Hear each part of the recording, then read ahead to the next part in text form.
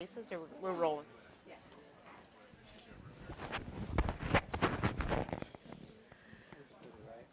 All right, good afternoon, everyone. As our panelists are seated over here, you've met Travis Brown, who is serving on this panel as from the point of view of the administrator. And joining him is Wallin, representing the school nurses.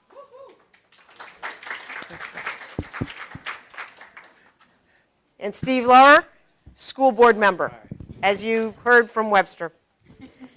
And I am Kitty Newsham, and I'm an athletic trainer. So we're trying to represent all of these facets as we go through some case studies. I know, that looking at case studies, they're stories that may represent some common things in this regard. But these are all cases, actual cases that athletic trainers, school nurses, coaches, school administrators supplied to us, and we went through about a dozen of them and sorted out. We have 3 that we're going to share today, depending on how much time we have. Maybe we'll get through 2, but we'll present the case. We'll talk about it a little bit. Certainly, we'll ask you some questions. We hope you have questions for us. But we'll take a look at these particular cases. So our first case is that of a 12-year-old female who was playing soccer during PE class. She was hit in the back of the head with a soccer ball. She fell forward, turned her head, and hit her temple on the concrete. She didn't lose consciousness. She stood up with some of her classmates, and they walked over to where the teachers were, about 50 feet away. So, hit in the head, falls down, hits her head, gets up, walks over to talk to the teachers. We've seen this before. As she spoke to her teachers, she was disoriented, appeared to be out of it. They were beginning to speak with her, and she just wasn't responding to them. It took about 15 seconds of them calling her name, saying, "Hey, are you listening to me? Hey, you need to answer. Can you hear me? Are you going to talk to me?" We've had those conversations, certainly with some students, but it took her about 15 minutes to come back in and oh, yeah, okay. So at that point, the staff escorted this student to the nurse's office. So we think of we always look at these cases and say, what did we do right and what could we do better? So I'd ask the panel, certainly if you want to share with us, we've got a few things up on the screen here, but what do you think went right in this case? Well, the first thing is that there's a school nurse there. Touché. But I really think that it was important that the teachers escorted the student and didn't send her to the nurse alone. That was something that was definitely done right. And the teacher recognized that she was dazed. It took her a while to come back. So there was a first line or some sign, some symptom at that point that it took her a little while to come back to just, where am I, so to speak. I guess from a district standpoint, the policy and procedures, having a well-trained nurse and staff, even if they're not a medical staff personnel, be aware with your policies and procedures as far as how to handle those kind of injuries, what to look for. So many school districts are concentrated on the athletic level at the upper levels of the competitional type sports. But a lot of times the policies and procedures don't work their way down to all the way to the recess level and the PE and things like that. So it's important that you have regular professional development for all of those staff members so they recognize what the latest trends are, what to look for, be up to date with, various associations that you might follow or be a member of and what their recommended course of action is. Yeah, because concussions happen anytime, anywhere.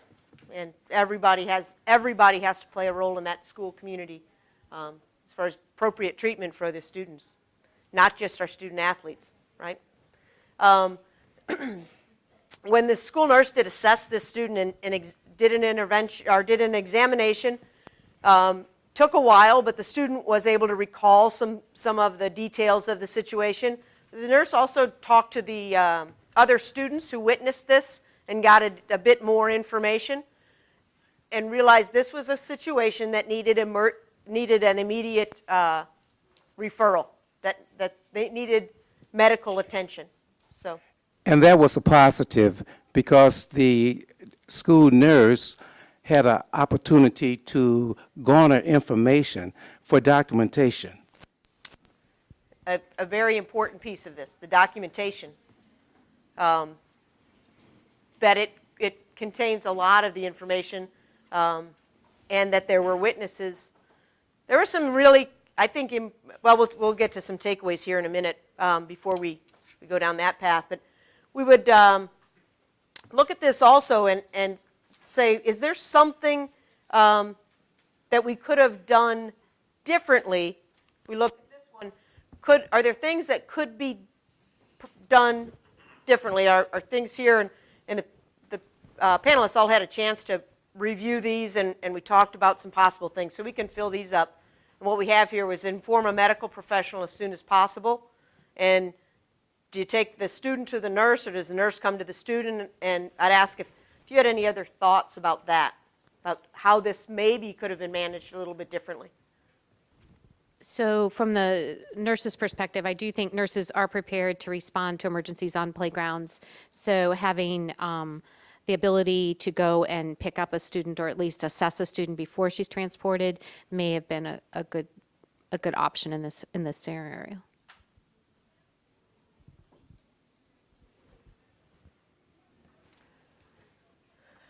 So we have this communication that the teachers, this classroom staff knew what they wanted. They knew what needed to happen, and they needed to get this person to a medical professional, right?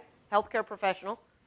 I'd ask, what kind of communication systems would you use in your school in a similar situation? I'm going to ask the panel, and then I'm going to ask some of you if you could share some of that with us, how your school manages it, because this was a face-to-face communication, right?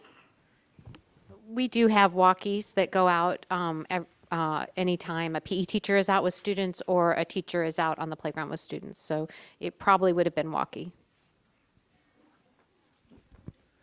I would say first and foremost, you would want to make sure you start the documentation process immediately.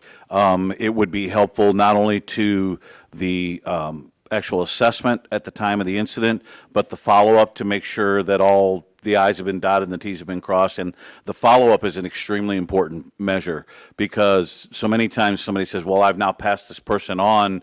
Well, you don't wash your hands of it at that point in time. Yeah, it's just because someone else has picked up the ball doesn't mean there's other people that shouldn't still remain in contact with the student, the parents, of course, and who should be very well aware, at least immediately, of their kid's injury, what the process and procedures and policies are, and they should be given documentation. I know our school district has very, very good documentation that's provided by our trainers and also our nurses to the adults for follow-up, both in class and parents or guardians as well.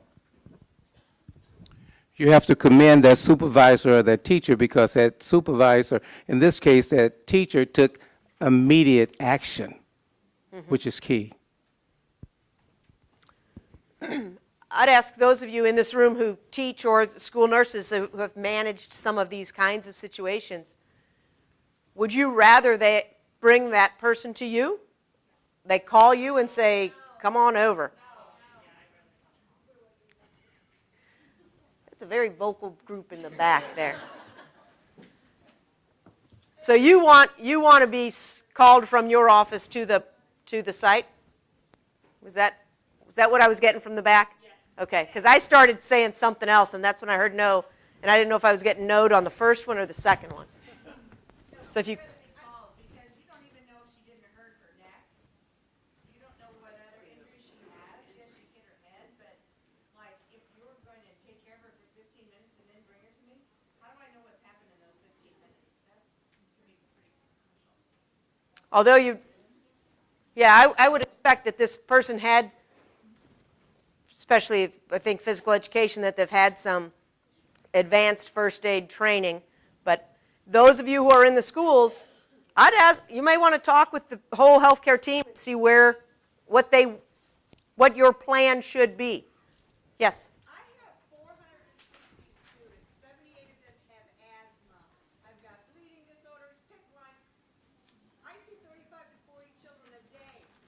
What do you want me to do with the 6 children that are in my office getting their nebulizer treatments and running fevers? When I go out to the playground to look at somebody who takes their head. It's just not going to happen. I mean, if they can walk, they don't have to bring them to me. I can't. Everybody else, the child off the floor with the diarrhea, the kid vomiting in the So I can address that.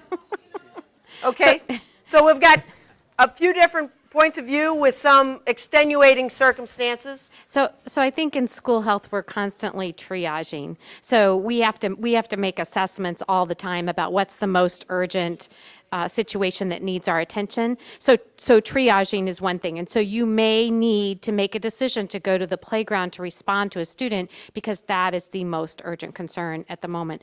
Another thing that kind of goes along with that is doing some cross-training of other staff who can step in that emergency and assist you. So somebody that could come and sit in the office while a student finishes their nebulizer, for example. So there's not a pat answer of you always do it this way or you always do it that way. It's an assessment. It's is. the nursing process. And you prioritize. Right. And if you have those discussions before that day, you're going to be miles ahead. And it's that communication with the faculty, the staff, the healthcare providers, whoever is on your campus, to have that. Let's talk about it before it happens. You actually said what I was going to say. I'm sorry. That's why it's important to have that EAP, Emergency Action Plan, in place and rehearsed. And so if we say the takeaways from this one, certainly it is that what's the plan? What's the policy of the school district? What are the procedures that you have? How is it going to work? Because every school is going to be a little bit different. And so being prepared for that ahead of time certainly is there. Whether you use walkie-talkies, radios, phones, however you get that message across. Get that fast kid to run to the office. We have to know who's fast and who's not. I think the lady in the back made a very good observation as far as having to deal with a lot of different kids at one time. It is a very troublesome situation when you have that many kids that you're dealing with and you're having to rank who's the most important to deal with. Triage is a great word because that's really honestly what you're doing. And for those of you who don't know, I mean, and I've been on the school board almost 8 years in Webster, and the most eye-opening experience is when I get to talk to other districts around the state. And just in Missouri alone, we have 518 school districts, and some of those districts are 100 kids in K to 12, and some of them are 20-some thousand kids with, you got 30 buildings in a district. I mean, every district and every situation is going to be very different.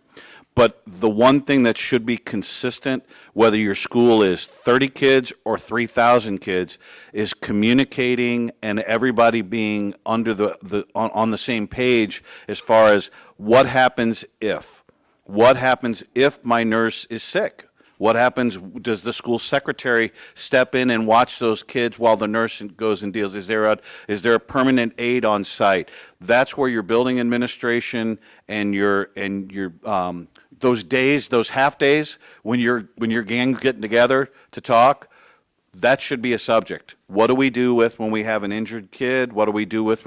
It's not unlike what we're going through these days with intruder training. It's the exact same kind of training. You got to decide where you're going to go, who's going to do it, who's next in line, next man up, as they say on a lot of sports teams. Next man up.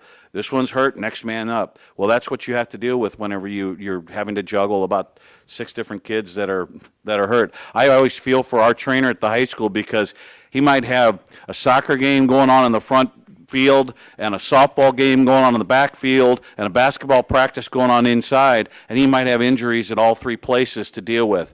So Sean might be running in 4 different directions, and he might have to say, okay, I got somebody in the back. Can you manage this, make sure he gets ice on his knee, elevate it, I'm going to go do this, but I'll be back as soon as I can to follow up. So that's the communication is seriously key in every situation. And we also talked about documentation and being able to send some documentation, make sure that the parents have the notification that they need and their follow-up instructions. And did you document that you told them they should go directly to their physician's office or to the ER or whatever information you gave them, and give them some information to take? Because if they do go directly to see a physician or other primary care provider, they may not know what story to tell. And remember, we talked about amnesia, sometimes the student might forget what happened. They're concussed and they may not be able to remember the story exactly. So if you can have that evaluation form that you share with the student's parent or guardian, then they have the healthcare professional's assessment. They can take that and hand it to the next healthcare professional. Say, this is what the school nurse said happened. And so it could be a helpful situation there. Yes? Just to let you know, school documentation does not go with a parent unless it's requested, and it has to be requested in writing, and they have up to 10 days to get it to them. So to actually go into, send something with a parent, that gets into some issues. And so this could be, though, part of your policy, right? And then A lot of school districts will have like an emergency transport information form that they send with kids in the event of an emergency. So it gives the hospital the information that they need about that kid, their allergies, their chronic health conditions, their parents' contact information. It's an emergency. So I think FERPA is, under FERPA, in an emergency, you can send that kind of information to hospitals or healthcare providers. And certainly, if the parent or guardian is there, they can sign Right, that or they can form, take it themselves and give it to them. right? And that's, Right. yeah, it's not me sending it to the hospital. It's the parent taking it when they pick that child up, or if it's. But if the parent's not there, then the agency that's acting as the parent is EMS, so you can give it to the parent because it's an emergency, so.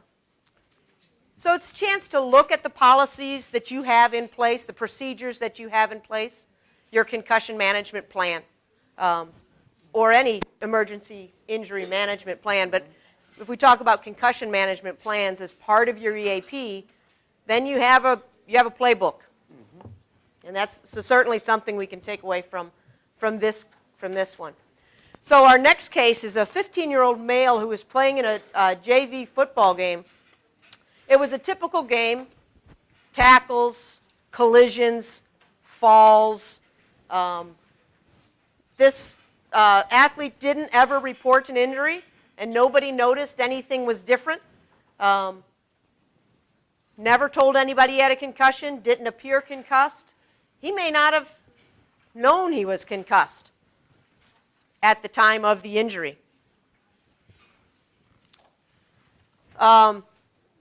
But at some point, he did, his symptoms, and we know concussions are different, and maybe his symptoms showed up later, and he told someone at home that he was having some problems. They took him to see his healthcare provider. He was not at school the day after the game. He shows up the day after that, so this is 2 days after the game. And he had a doctor's note that said he had a concussion, and he couldn't practice football for 7 days. This has probably happened to everybody in this room at some point. This person doesn't tell anybody what anything happened, and then this note drops from the sky, and here I am. Now they're in front of you, and they have this condition. Seems like this could happen frequently. I'm just making sure I'm not jumping ahead here. So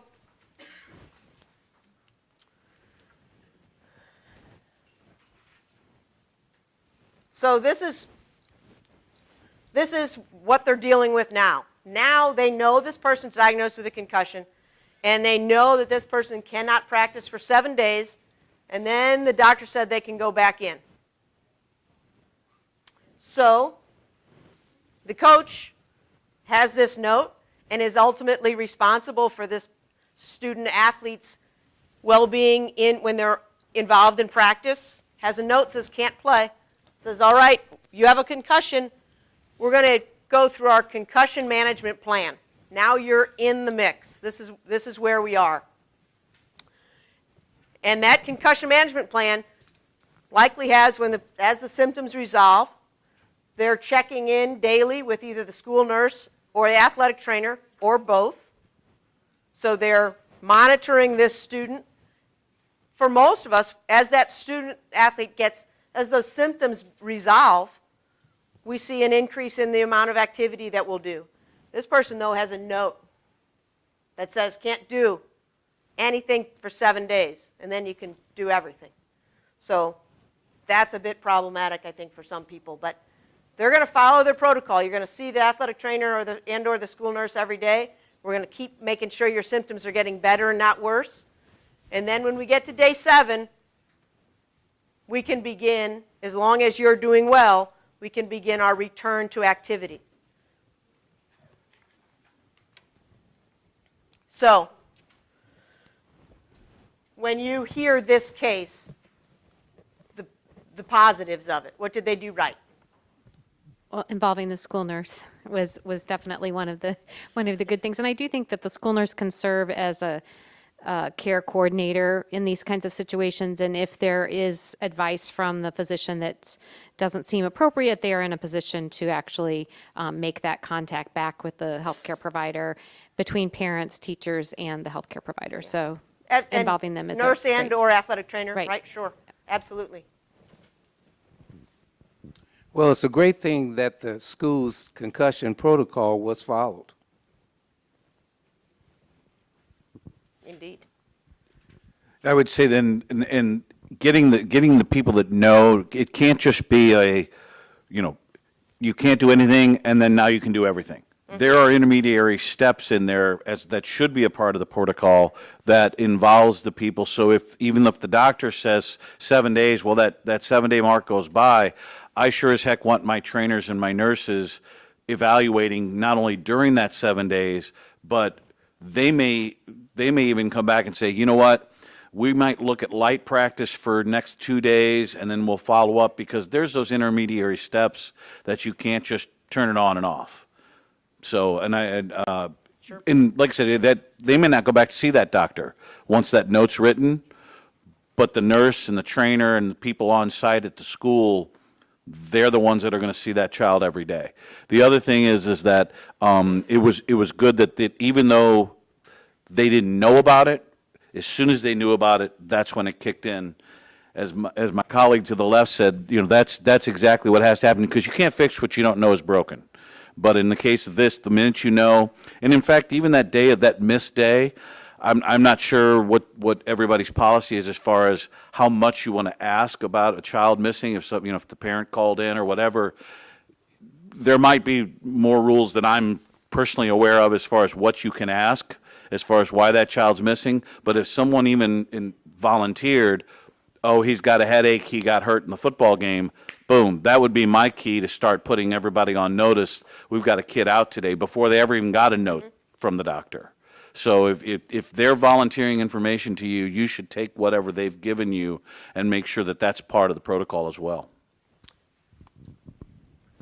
Would anybody here be a little bit offended if somebody was hurt and knew they were hurt and didn't tell you and went home and told somebody else? Would it bother you just a little bit?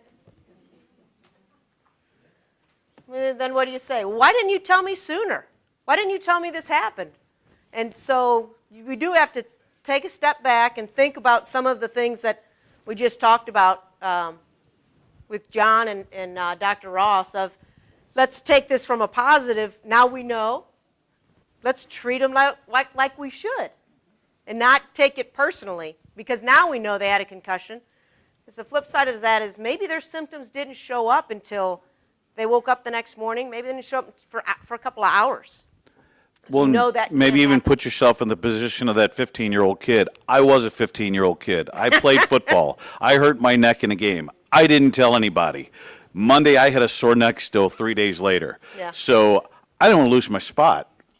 You almost kind of have to say, I'm not going to take that personally if, little Sure. Joey Smith didn't tell me, but I'm sure going to tell little Joey Smith, hey, the next time you got to tell us. You really need to let us know it's for your own good, regardless of what the good of the district or the school or whatever. It's for your own good that we know when you're hurt. And make sure that it's communicated then to all the other kids so they know they should not feel like, hey, Billy, Jimmy, Susie, whoever, you're not going to lose your spot if you tell us you're hurt. We want to make sure you're okay. So it's that reward the good behavior because this student did tell somebody. It just maybe you thought you wanted to hear it first, but they did tell somebody. And that was rewarding that, as John said, rewarding that good behavior. And that's why seminars such as this, these are great, because now we have an opportunity to let the students know it's okay to tell us. It's okay. It's okay that you tell your parents. So this is great. We are the messengers to spread this. You are the messengers to spread this. So some of the things that we probably could do moving forward here is let that physician know that we have this protocol in place for students going back to high schools, that the MISHA return to play form has a lot of information that could be helpful. We know we can communicate our protocols with the parents. This is what this is how we manage these things. And then making sure they understand this isn't punishment, but it's for their health and well-being. Absolutely. Here, right here, right here. Sorry, not trying to hijack the panel, but our school board member rep nailed it. The intermediate potential need in this situation, just because the letter said out for 7 days, then can return. He talked about there may still be need for intermediate steps. This is really a situation that's brought to our office every year, and it's usually an athletic trainer calling me saying, I had a kid hurt in the varsity game on Friday night. I was on the sideline with them. They looked horrible. They were out of it. I know for a fact they were concussed. I seen them again Saturday morning. I sent the return to play form with them to the physician. On Monday, the return to play form came back, had all the right boxes checked, and the signature and the physician saying he can play. The athletic trainer couldn't even lay their head down at night because they knew what they saw on Friday. Here's the situation, athletic trainer. You're not changing the diagnosis, but you most certainly, in conjunction with your athletic director, can continue to withhold that athlete from participating. I know the rut you get stuck in at the school. You got the kid and the parent preaching at you. He can play, he's got the form, it's signed, the right boxes are checked. But the athletic director and a trainer can certainly still withhold that kid. Okay, with our full support. It's no different than, hey, our schools withhold kids from participating, right, because of academic standards, if you're not meeting those, behavior standards, if you're not meeting those. If the athletic trainer and AD feels like a kid's still not meeting the expected standards of what they witnessed in regards to their health, most certainly can be more restrictive than what the return to play form indicates by the physician. So really good point about the slow return. I think I would add coaches to that list, because I've never seen a kid able to go into a game without a coach telling them to go. They don't check themselves in, right? Have some kid try that, just walk down, I'm going in for 17. Without the coach telling that person to go. So that's that open communication and having a good team to manage your concussions. The green book out there, your concussion management team, we all have a role, and if athletic trainers need that coach to be the gatekeeper there. I know he has this documentation says he can go, but you know and I know he's not ready. She's not ready. So they don't put themselves in. No. Boy. I'd just like to see that on film one time. So we think about things that we would want to do that, and we look at that communicating the protocol with the parents. How many schools have, so if you're at a school and you know you have a meeting with parents, how many of you have those meetings to talk about your concussion protocol? How many of you know that your school does not? How many of you don't know if your school has these meetings? So, some people raise their hands. But do you have meetings? How do you get the information? How is that protocol information or your concussion management plan? How is that communicated? And is it just that they sign that they read it? And so it's just another opportunity. Another opportunity to communicate with the parents. And I think that we talk about a school community, that's a helpful thing. Are there any other takeaways that you see from this? Is there something you maybe would have done differently with that case? Yes? Talk about communication with the parent, but I think it's got to be on day one of receiving that note. That reality is that day 7, your child's not going to be ready to play. Just based on normal recovery of an adolescent, right? So I think too many times we run into that day 7, and now I'm having that conversation that your kid can't play even though it's day 7, and I think that's really where we start to have those fights with the parents about, I know what your note says, we're not doing it. So, Well, make sure upfront, really. yep, there is that. And I'm saying this so it winds up on the recording. The idea of when that person walks in with the note and says, this is when I can go back, that's the time to start your education with that student athlete and with that student athlete's parents to say, or guardians, to say, I realize this is what the note says, but we know concussions can take 21 days, 30 days in an adolescent. We don't know that that your son or daughter will be ready in 7 days. Flip side, we don't know that those symptoms, some people's symptoms are gone within 36, 48, 72 hours. So what about the person who they're feeling completely normal in 3 days? You have to wait for 7. And so there is that education part that we know needs to take place here. That's a very good point of, I know this is what the note says, and we'll revisit it. You may need to see your physician or healthcare provider again, but it's a really great opportunity there. Thanks for pointing that one out. So, anything else? Yes, sir. I know it's been mentioned at the conference before, and General Misha kind of touched on it, but in my policy, for example, at the end, the last statement is that we reserve the right to still hold if our healthcare team feels it's appropriate to withhold that athlete. So that's where, and I know Misha's kind of backed that up before as well, so that's something important to think about. If it's already in there and the parent knows that, hey, we're going to go ahead and hold them out, even though it's 7 days, it's saying we can return to play, then you've got, you kind of warn them, kind of as Bill mentioned, you can prepare them that, hey, we're still going to go through these steps before we return.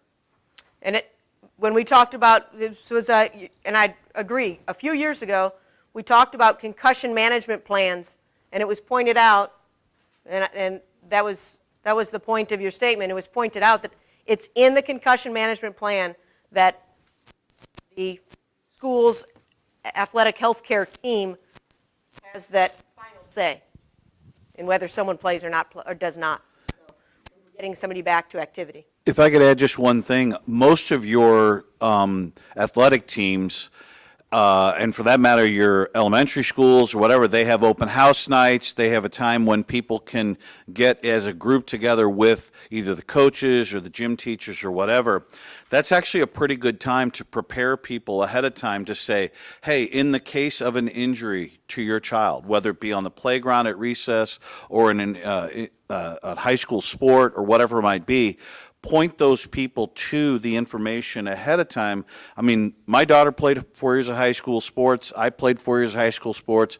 But if we knew that there was a place to go to look for those policies and procedures, those documents, if you've got a parent's guide to concussions or other injuries and the procedures, make sure that they're out on the website, and make sure that the parents of your student athletes or your students know where to get that information ahead of time. That's great Wednesday envelope stuff. If you got a Wednesday envelope at your elementary school, first one that goes out, here's some things that your student handbook or whatever it might be, parent handbook, get that information out ahead of time, because you're one step closer to meeting your goal of information flow if that's available and reviewed regularly. We have one last case that we're going to look at here, because I know we keep putting these in the context of sport, and sometimes things happen in other places. So 10-year-old male, horseplay after basketball practice, just playing around, flips over one of his buddies and lands on his head. This is after practice. Laid there for a bit. He got up, said he was a little dizzy. His mom shows up to pick him up. He said, I hit my head and I'm feeling a little dizzy. So she takes him on to an urgent care where they did a CT scan and then released him to return to school. He comes back to school. No, he didn't miss any school, so there's no note and there's no notification, and this student goes on to class. Certainly a situation that you could see happening perhaps at your school. One of the teachers notices that something's just not right with this student. He's not acting like his normal self. Something isn't good, so she took him to see the school nurse. And you guys are saying, I get this all the time.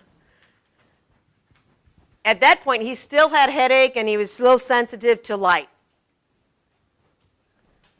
So at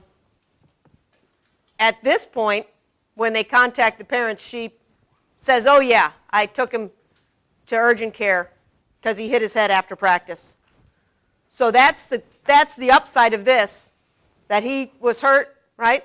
He told his parent or guardian, he told his mom that he was hurt. She took him seriously and followed up for care.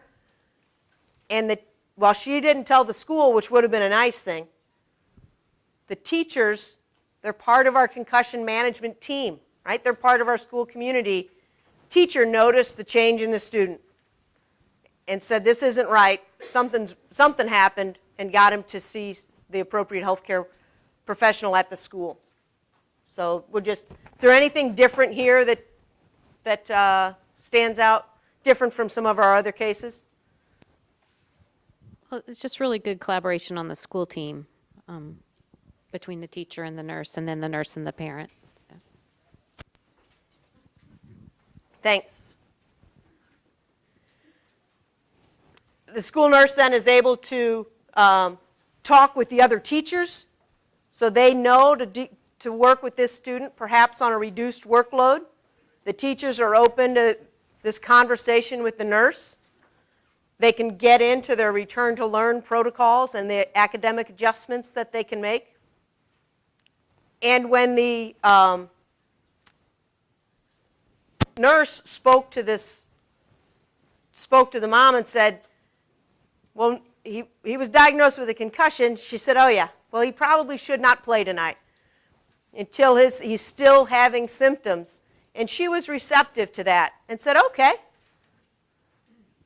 These parents are out there. I know we always talk about the ones who are saying, nope, this kid has to play, has to play, has to play. There are a lot of parents, remember that study that Dr. Halstead talked about.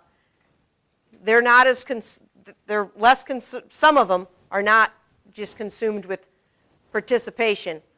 And those are the ones that are really fun to run into, because you get to affect really good care on that, for that student. So these are the ones that make us all smile, right? The other ones make us, there's wailing and gnashing of teeth, I think. So is this a situation, how many of you, just a show of hands, have dealt with this type of situation with that catch up on communication? Had that? A handful. So I hope you get a chance to see some of these more enjoyable things. Would like for our parents, when they take someone, to share it with us. But if a person doesn't miss school, how will we know? So these are our pieces of that.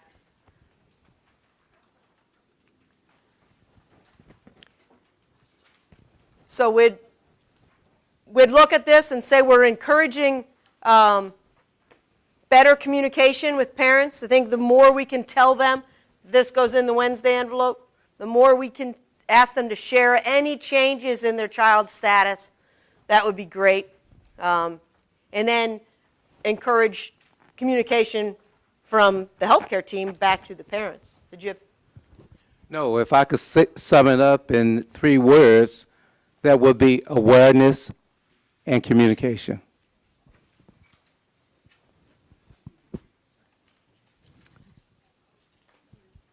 Okay, any questions from you about these cases? Because that brings us to the end of our cases, and I see Maureen in the back of the room. But I wanted to take this time to thank the members of the panel for taking the time to review the cases.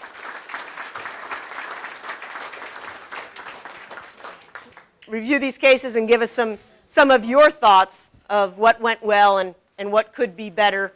And I hope it gives us all some ideas of things that we might be able to change at our respective schools and institutions.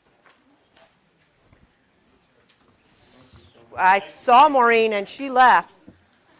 I know that we have some concluding statements before we go anywhere. And there she is. Do you have something? Are we? Are we? Yeah, we're fine on Oh, I thought we were at the. No. Okay. No. We're I at. was just listening. Okay, we just finished up. Okay, good. We did. We're good. So are we finished for the day? Yes. Did you make your concluding remarks? Yes. Did you give out your gifts? No. While I still have your attention, and I know our program has concluded for the day, but there are some things, and I don't know that Maureen would beat you up for this one this far in advance, but in June there is going to be a Bowling for Brain Injuries event held in St. Louis and a few other places in the state, and it's a great way to have a fun afternoon, raise money for the Brain Injury Association. Bowling for Brain Injuries is Saturday, June 16th, and there will be information on the Brain Injury Association of Missouri website. I'm going to ask you to put together some teams. You know, the athletic trainers in St. Louis consistently outperform the athletic trainers in other parts of the state, so as far as raising funds. And I know some of the rehabilitation clinics in the St. Louis area have a little bit of a contest going on.